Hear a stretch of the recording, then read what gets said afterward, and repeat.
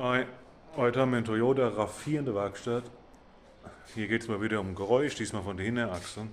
Der Kunde beanstandet, dass er ab und zu ein Quietschen, ein Schleifgeräusch von der Hinterachse hat. Und ja, nachdem ich jetzt alles kontrolliert habe, die Bremstrommel irgendwann abgezogen habe, um zu gucken, ob die Bremse in Ordnung ist, weil sonst nichts zu finden war,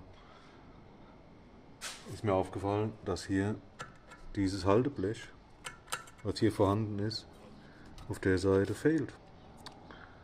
Tja, was heißt fehlt? Es fehlt nicht. Es liegt nämlich hier unten in der Bremstrommel. Macht hier so ganz tolle Geräusche und kratzt hier so eine Bremstrommel rum. Also,